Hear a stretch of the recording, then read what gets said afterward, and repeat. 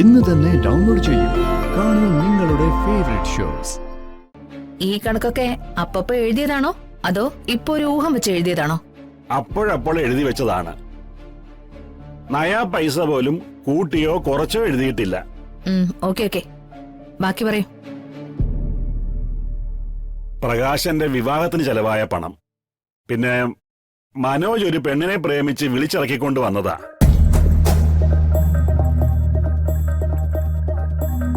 അതുകൊണ്ട് പണച്ചെലവൊന്നും ഉണ്ടായിട്ടില്ല. അത് എഴുതിയിട്ടുമില്ല.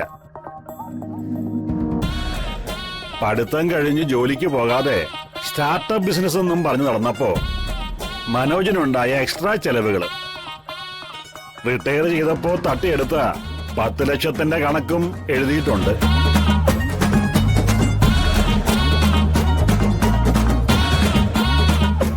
Object your honour. Objection sustained.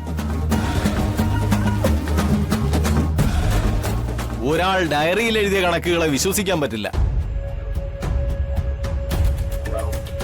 അതിനെ ആധികാരിക തെളിവായി സ്വീകരിക്കാനും കഴിയില്ല.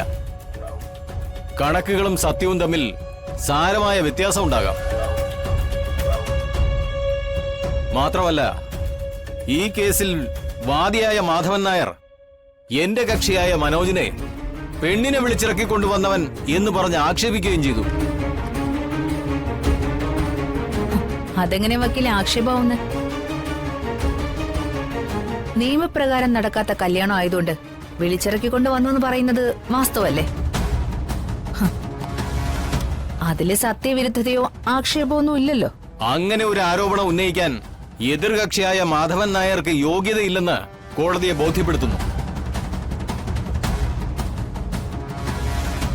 ശ്രീമംഗലം കോവിലകത്തെ ദാമോദരൻ നായരുടെ മകളായ ചന്ദ്രിക വർമ്മയെ വർഷങ്ങൾക്കു മുൻപ് പ്രണയിച്ചു ഒളിച്ചോടി വിവാഹം ചെയ്തയാളാണ് ഈ മാധവൻ നായർ.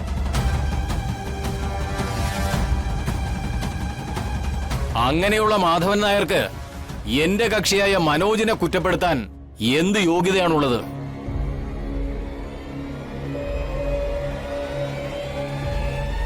ഓ, അപ്പോ മാധവൻ നായർ ഒരു പ്രണയകഥയിലെ നായകനാണ് അല്ലേ? ഭാര്യ വീട്ടുകാരായിട്ട് ഇപ്പോഴും പിണക്കത്തിലായിരിക്കും.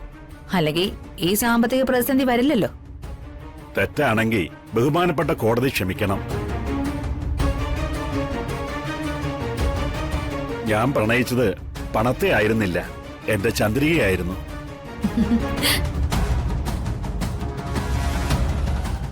അതെനിക്കിഷ്ടപ്പെട്ടു.